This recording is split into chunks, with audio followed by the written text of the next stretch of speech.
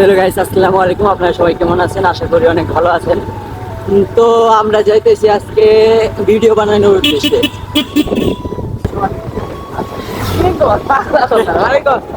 তো hello guys, আসসালামু আলাইকুম। আপনারা সবাই কেমন আছেন? আশা করি অনেক ভালো আছেন। তো আমরা আজকে বাইরে হইছি ভিডিও বানানোর উদ্দেশ্যে। তো যাইতেছি এখন। তাও কই যাইতেছি? এটা যাচ্ছে পাহাড়ের দিক। পাহাড়ের উদ্দেশ্যে রওনা দিতেছি আজকে।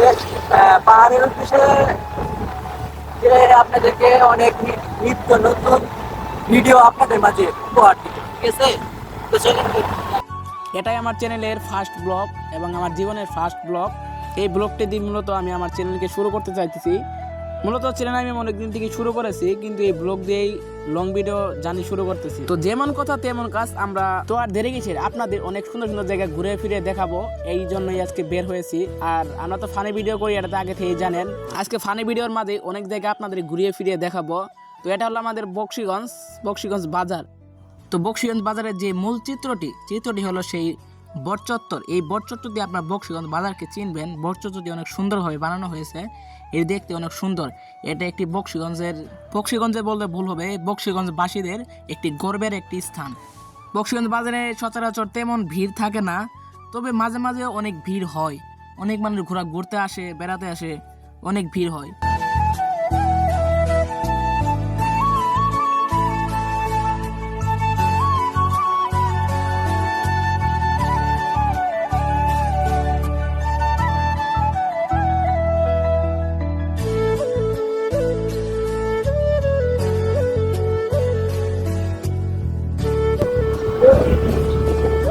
তো গাইস, এখন আমরা যাইতেছি আগে কামালপুরের উদ্দেশ্যে, বর্ডারের কাছে, ঠিক আছে?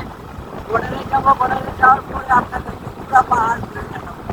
বর্ডারে যাওয়ার পরে আপনাদেরকে দেখাইবো পুরা পাহাড়, যে পাহাড়ের ভিউ, সেই ভিউটা আপনাদের মাঝে তুলে ধরবো আমরা, ঠিক আছে? বড় ভাই রাকিব আপনাদেরকে তো সব কিছু বলেই দিল। আমরা আপনাদেরকে অনেক সুন্দর জায়গা ঘুরে ঘুরে দেখাবো। তো আমরা বাইক দিয়ে যাচ্ছি, যেন মনে হচ্ছে পথই শেষ হচ্ছে না। আর এখানে রাস্তাটা কি দেখছেন, হাইওয়ে রুট, কত সুন্দর একটা পরিবেশ, অনেক সুন্দর দেখাচ্ছে। বলতে বলতে আমরা চলে এলাম ধানোয়া কামালপুর চৌরাস্তা মোড় থেকে মূলত সামনে বরাবর একটুটা গেলেই দেখতে পাবো আমরা সেই ঐতিহাসিক স্থান। অন্য জায়গা ছিল যুদ্ধের সময় যে কার্যাবলী করা হয়েছিল, ওই স্থানটি দেখতে পাচ্ছেন। এই যে এখানে ধানোয়া কামালপুরের সেই সীমান্ত বর্ডারটি দেখা যাচ্ছে। সামনে দেখতে পাচ্ছেন এখানে সেই বিজিবিদের ক্যাম্প এবং ঘোরাঘুরির স্থান, সেখানে সবাই পিকটিক তুলতেছে। আর সামনে দেখতে পাচ্ছেন সেই বর্ডার গার্ডের যে সীমানাটা, সেই সীমানাটাই অনেক মানুষ ভিড় করে আছে। তো সেখানে দেখতে পাচ্ছি বিজিবিরা অনেক পাহারা দিচ্ছে এবং অনেক মানুষ এসেছে, ভিড় জমিয়েছে। তারা দেখতেছে ঐতিহাসিক স্থান এবং ঘোরাফেরার যে বিনোদন, সেটা এই স্থানে আসলেই পাওয়া যায়। তো গাইস, আমরা আসছিলাম এই যে তো গাইস, আমরা আসছিলাম এই যে পাহাড় হলো ধ্যানগঞ্জ কি করে এটা, বর্ডার ধ্যানগঞ্জ বর্ডার, পাহাড় কামালপুর ধ্যানগঞ্জ বর্ডার। তো আমরা আসছিলাম এই যে কামালপুর বর্ডারের এখানে। ওই পাশে হচ্ছে ইন্ডিয়া, এই পাশে বাংলাদেশ। তো আমরা বাংলাদেশের নাগরিক, তো আমরা বাংলাদেশে আছি, ইন্ডিয়া যাইতে পারি নাই। তো ওইখানে বিজিবি আছে, ওইখানে আরো অনেক টুরিস্টরা আসছে ঘোরার জন্য। ঘুরতেছে, দেখতেছে, ছবি উঠাইতেছে। তো আপনারাও আসবেন, জায়গাটা অনেক সুন্দর, আপনারাও আইসা ঘুরে যাবেন।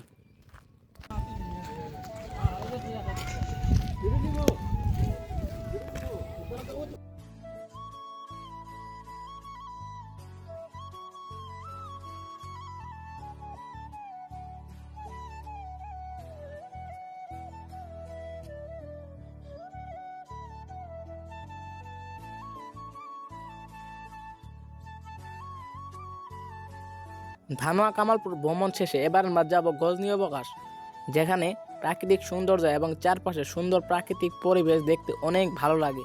আপনারা অবশ্যই আসতে পারেন গজনী অবকাশ মানে একটা বিনোদন কেন্দ্র এবং ঘোরাঘুরির একটা সুন্দর জায়গা। এটি শেরপুর জেলায় অবস্থিত। আমরা গজনী অবকাশে খুব কাছাকাছি এসে পড়েছি এবং গজনী অবকাশকে আমরা ঘুরিয়ে দেখার সময় পাবো না, কারণ আমাদের ভিডিও বানাতে গেছি, ফানি ভিডিও।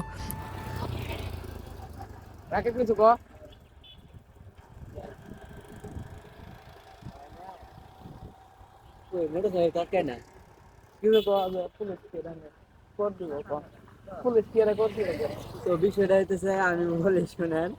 হ্যাঁ আমরা তিনজন আইছি বাইক নিয়ে, গাড়ি নিয়ে আসছি, গাড়ি নিয়ে এসে ওইখান থেকে একটা লোক বলে যে ওনে মোবাইল কোড বসাইছে। তো কাকা ড্রাইভিং লাইসেন্স নাই কাকা। ড্রাইভিং লাইসেন্স নাই, গাড়ির কাগজও সাথে আনি নাই, গাড়ির কাগজ আছে বাড়িতে।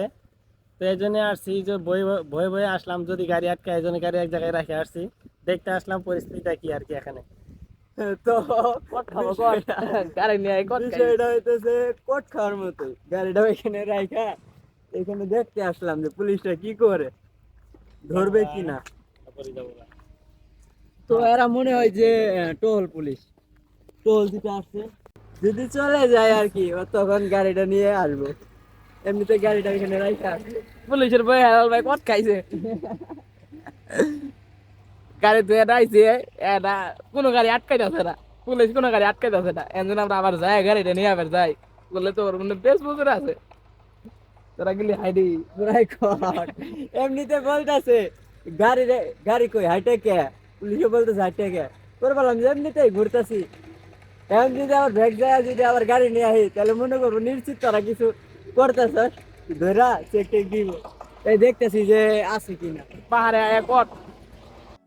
তো আর কি গজনি আছে দেখি একটা বড় ধরনের অ্যাক্সিডেন্ট হয়ে গেছে, যেখানে একটা R15V3 একটা ছোট গাড়ির সাথে তার লাগিয়ে গাড়ির অবস্থা অনেক খারাপ হয়ে গেছে, অনেক মানুষের ভিড়, যে মানুষটি অ্যাক্সিডেন্ট করেছে তার অবস্থা অনেক খারাপ এবং তারা অনেক অনেক ব্যথা পেয়েছে।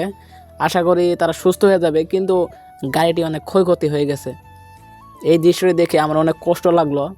তো এখানে তো থাকা যাবে না, আমরা আবারই চলে আসলাম গজনির উদ্দেশ্যে।